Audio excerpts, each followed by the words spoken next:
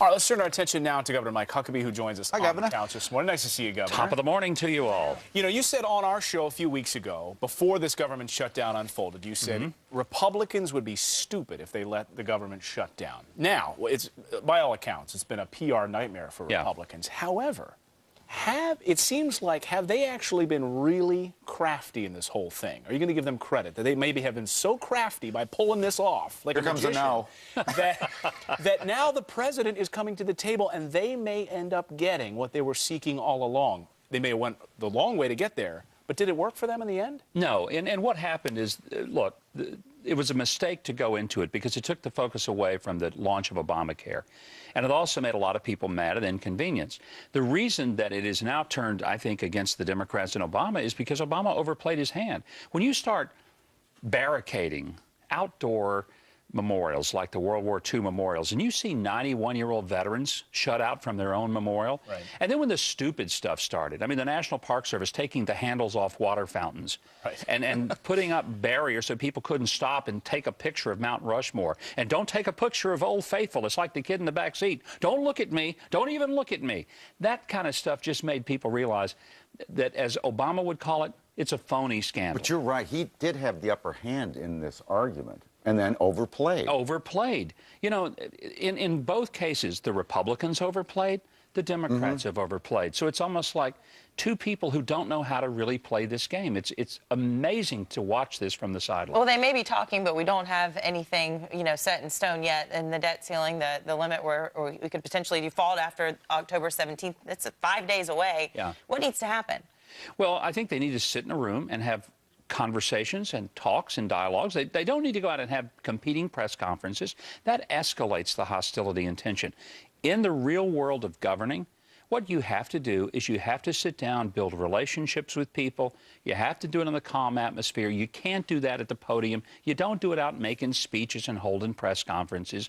You do that behind the scenes in a calm, adult manner, and you get things done. It seems like they're doing that in the last 48 hours or so. And they're getting now closer. The done. rumors are they're getting closer to something happening. If they'd done this 3 months ago, we wouldn't be here today. Hey, Governor, did you see this yesterday? We just changed the subject just a little bit. Senator Pat Roberts out of the state of Kansas asking for the resignation of Health and Human Services Secretary Kathleen Sebelius. And I think that's pretty significant because Sebelius is the former governor of his state. So typically you kind of lay off of somebody from your own state. I mean, you know, even if it's the other party, you don't go there. He did, and I think that's very significant. But look, nobody in this administration has been held accountable. Not Eric Holder for Fast and Furious, not Chuck Hagel for this recent mess with the monuments or the military pay for those killed in action, not Hillary Clinton for Benghazi, not anybody for Benghazi, not Lois Lerner for the IRS scandal. Can you name me one person of this administration that's ever been held accountable for anything? I can't do it. You know, people like to draw the comparisons between private industry. And if she were the head of a private company, Kathleen Sebelius, would she be fired? You know, President Obama went to the podium, I think, last week to make, he drew allusions to Apple. Remember? Oh, yeah. He was at the podium and he said, hey, look, iOS 7 shipped with a few bugs. You know what Apple did like the next day? They sent an update out that fixed that bug. And the bug didn't make it inoperable. I have iPhone and iOS 7, and I loaded it, and the bugs were insignificant compared to the overall function. We have a system there. We paid $634 million, and it's dysfunctional. It took Facebook 6 years to spend $600 million. And the difference between Facebook and Obamacare, Facebook works. That's a big difference. So maybe he needs to take a page out of Steve Jobs' book and do a presentation in front of a big screen, right? Put the dark denim on. No. You know, the thing is not overpromise and underdeliver. That's he was the thing. overpromising that this was going to be as easy as using Amazon's website, one click, and you'd be able to make and get your services. We've seen reports here. Not only are Peter Ducey, Ainsley Earhart also trying to go on during different shows and trying to actually log into these websites still to this day. Not able to log in. Well, I thought the most significant moment was Jon Stewart, who absolutely mutilated poor Kathleen Sebelius on air by saying, look, I'm going to download every movie that's ever been made, and you try to log onto Obamacare. Let's see which one's done first. And I mean, it was when the liberal comedians are making fun of this, and they're realizing, and they can't even defend it. then it's in trouble. Boy, and it that's must the be fact. so frustrating for them, though, to technical problems. Does this speak, though, to the Technical popularity of Obamacare? All of these people trying to get on the website? No, it doesn't. Look, the Drudge Report has far more hits, per hour than Obamacare does. And so that's nonsense. And plus, if you say 30 million people are going to want this insurance, then you don't build a website that can handle 2 and 3 people at a time. Yeah. I was noticing yesterday, there's a couple of new polls out, and one of them says, are you happy with the way the country is headed? 83% said they're not happy with the way the country is going. You know what you want to know? Who's the 17% that looks around and says, this is great? I mean, who are those people? What do you make of the headline? This just came out from the Associated Press.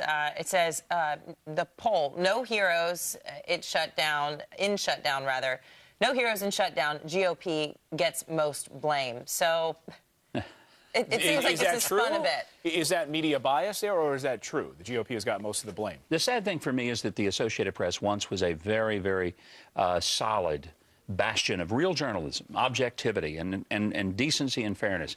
And over the last decade or so, it has just become a shrill voice of the left. Well, what should the headline have said? Share the blame? Well, I think it even could be something just very fair that says Americans angry at the shutdown. And then analyze it. Because you look at this poll. Take a look at this poll. I don't know if the GOP gets most of the blame. Take a look at this right now. Because the president's approval rating, 37%. Yeah. Disapprove, 53%. And you're seeing the blame also for Congress at 17%, the lowest it's ever been. So everyone's getting blamed. And this isn't just a new poll. This came from that article where the headline we pulled. Exactly. It was their own article. Look, the numbers are so bad. One of the surveys said that that more people believe that hemorrhoids are less offensive than Congress. Now, when you go there, but because, look, think about it. It makes sense. Congress has become a big pain in the rear end, and I'll leave it there. Well, the headline was meant, it was for people, the headline was for people who don't read the article. Well, of course. You do the headline and you move on for your coffee. Now, in fairness, the people who write headlines typically are not the people who write the stories. That's somebody else who's in the editing process. But whoever wrote that headline should have read the story to know what was actually in the story. Just like Nancy Pelosi will know what's in the bill after we read it. This is kind of like we'll know what's in the story after we read it, not from the headline. Well, we have you on the show today to tell us who's going to be on the Huckabee Show tonight at 8 p.m. on the Fox News channel. We have a terrific show. We've got a lot of people who have been affected by the shutdown. We're going to talk to folks all over the country. It's going to be a fascinating show of the real stories that you don't hear about, beyond the headlines, beyond the people at the microphones. And then we have an incredible treat. Pam Tillis, Lori Morgan together in a duet. It is going to be, we're going to rock the house. And you playing bass. The Little Rockers, here we go. Well, that's how we're going to rock the house. Yeah, absolutely. Governor Huckabee, always great to see you. The Huckabee Show, 8 p.m. on the Fox News channel. Thanks. Lori Morgan, really? Over in Yeah. Studio D? I know what you're going to be doing. Come on over, Mike. I'll be there. Mike's going to be hanging out all day. Wow. All right, thanks, Governor. Thank you.